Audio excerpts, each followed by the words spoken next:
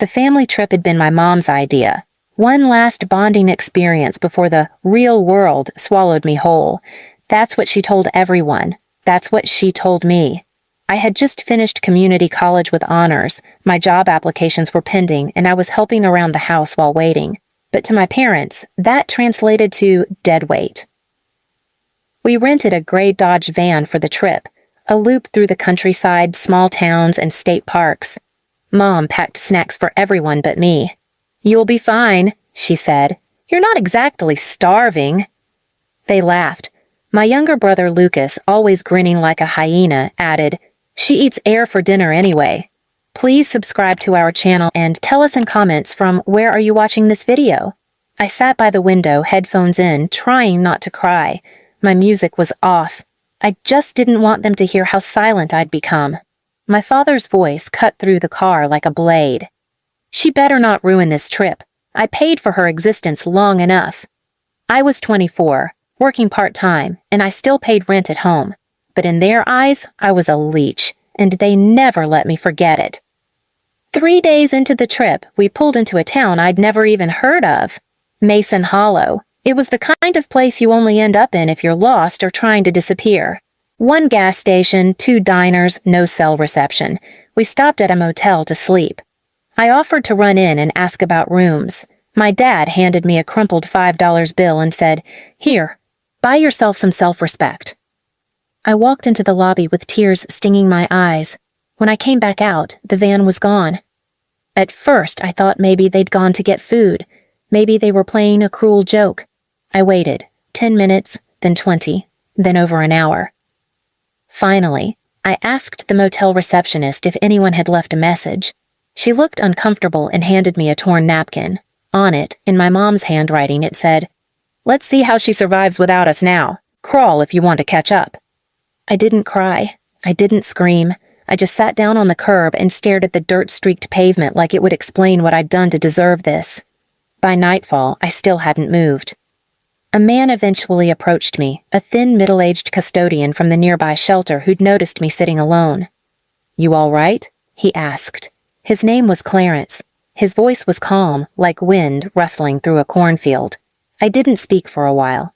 When I finally told him, his jaw tightened. "You come with me," he said. "We'll figure this out." The homeless shelter was nothing like I imagined. No screaming, no chaos, just tired people trying to survive. Clarence gave me a bunk, a blanket, and a warm meal. He sat with me while I ate. Silent. Kind. For the first time in years, someone was kind. That night, I cried myself to sleep on a plastic mattress with chipped foam poking through, but my tears were quiet. I had learned to be quiet. The next morning, I asked Clarence if I could help around the shelter. I cleaned bathrooms, served meals, folded donated clothes. He didn't stop me. Every time I tried to thank him, he waved me off. A week passed, no one came looking for me. No police report, no check-ins, not even a text. They had truly, fully left me behind. One afternoon, a woman came to the shelter looking for help. She had 2 young kids clinging to her legs and bruises on her arms. She couldn't speak English well, but she looked me in the eyes and whispered, "Safe?" I found myself standing taller. I nodded. "You're safe here." And I realized I wasn't useless.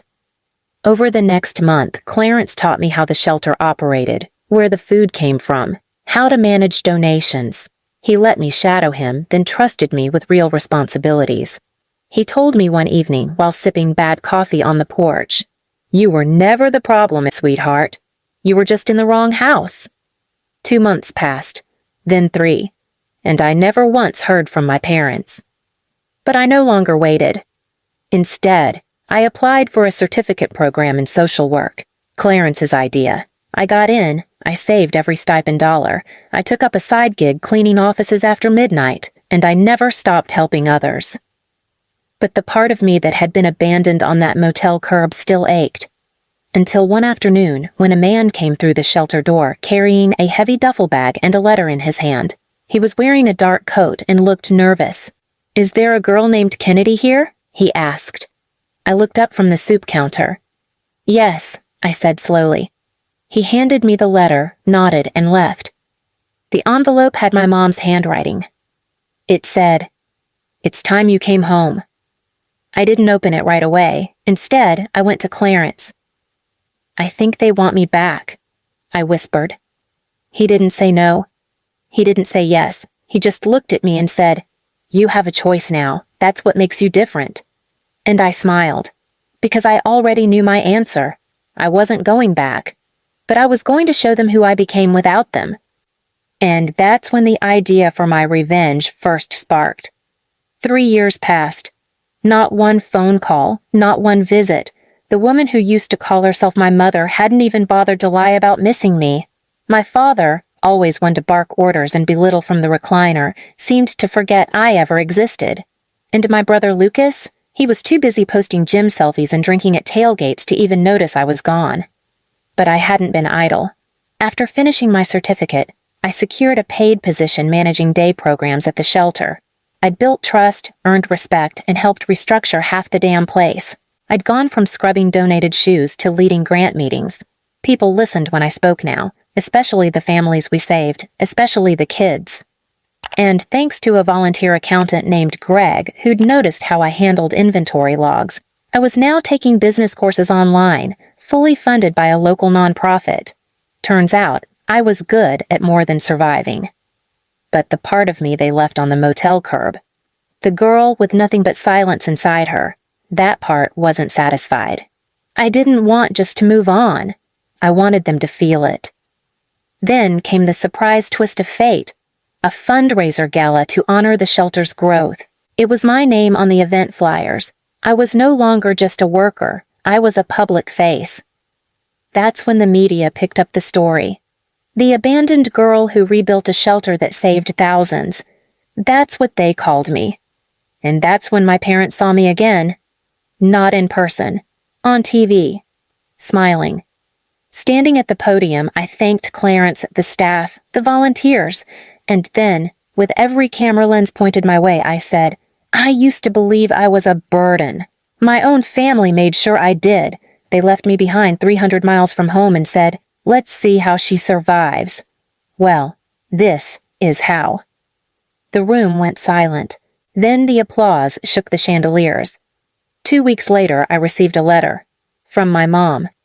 Inside, she didn't apologize. She didn't explain. She just wrote, "Lucas is struggling. Your father had surgery. We could really use your help." "No, I'm sorry. No, we miss you." Just a thin veil over their real message. "You have value now, so now you matter." I smiled as I folded the letter and tucked it into the box I labeled proof. Then came the next part of the plan. I reached out anonymously to a journalist who'd asked for more background on my life. I gave them details about the trip, the note they left, the emotional abuse I'd endured for years. The journalist asked if I wanted to be anonymous. I said no, I want my name on it. Within days, the headline was everywhere. Woman left in homeless shelter by family at 21 now runs the facility that saved her. Subhead, they said let's see how she survives. She did more than that. Suddenly, everyone had questions, reporters, activists, even neighbors from our old street. The story struck a chord, and the hate mail my parents received didn't take long to surface. How did I know? Because my brother Lucas messaged me.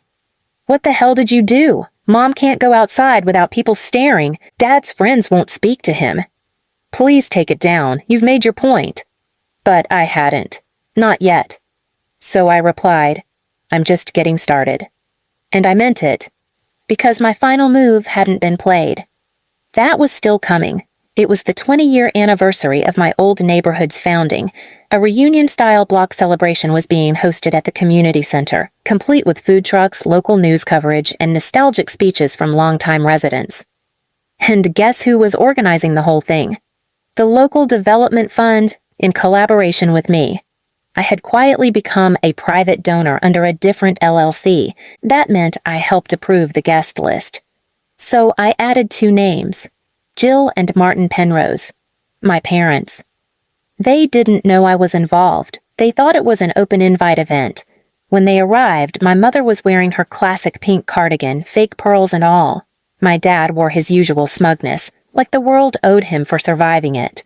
The moment they stepped inside the hall, they froze. There I was, standing at the podium, mic in hand, as the crowd clapped for my opening speech. They hadn't seen me in person in years, but I saw the shift instantly. Their posture tensed. My mother clutched her purse like a shield. My father's jaw clenched. I welcomed the crowd warmly, told them how important this neighborhood had been to me, even as someone discarded from it. I thanked the organizers. I thanked the shelter for making me who I am. Then I paused.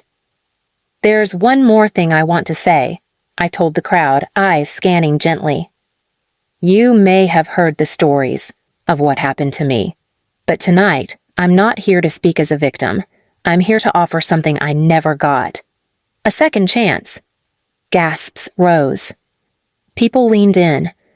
That's when the large projector behind me flickered on and displayed a photo. A blurry motel parking lot, my suitcase in the frame, a note scribbled in Sharpie left on top. "We'll be back in a few hours. Don't leave. Figure things out for once." My voice didn't waver. This was the note they left me with. 300 miles from home. No phone, no ride, no family. But I figured things out all right. And now I'd like to return the favor. From behind the curtain, staff wheeled out a giant cardboard donation check. It was labeled Penrose Family Fund $0. Subtext, revoked on moral grounds. Then came the second blow. The slideshow began to roll. Images of my father mocking me on the porch, caught from old family tapes. My mother snatching food from my hand during Christmas. My brother's party where they forgot to invite me. "They laughed when they left me at the shelter," I told the hushed room. So I built something, and now they can't even get in. And that was true. I had bought shelter. Quietly, anonymously, through a nonprofit grant and board vote. It was now under a new name. And on its front door hung a photo of me, smiling, with a quote underneath. "Not everyone gets a second chance, but everyone deserves a witness." My parents stood frozen, pale, desperate. They tried to walk up to me after the speech. My dad started, "Listen, we were just—" But I held up my hand. "If you speak to me, I will make sure this entire city knows everything. I have proof, letters, records, eyewitnesses. This is your second chance. Use it to disappear." My mom's lips quivered. My dad looked small, shrunk, like the weight of the truth had finally pressed down on him. And then came the final move. I handed them an envelope. Inside was a check for $1, labeled, "For services rendered, teaching me what not to be." They left in silence. They didn't laugh. They didn't look back. They had become exactly what they once accused me of being. Worthless. And me? I walked outside where my shelter kids were waiting, cheering in their handmade t-shirts that said "Survivor, Leader, Home." As one little girl hugged me tight, I whispered, "We're not leeches." She smiled. "I know, we're the ones who build." And under the golden sky of that summer evening, I realized something. I didn't just survive what they did. I became the reason it ends. For every kid who was ever abandoned like I was, they'll have someone waiting now. Someone like me. Please subscribe to our channel and tell us in comments from where you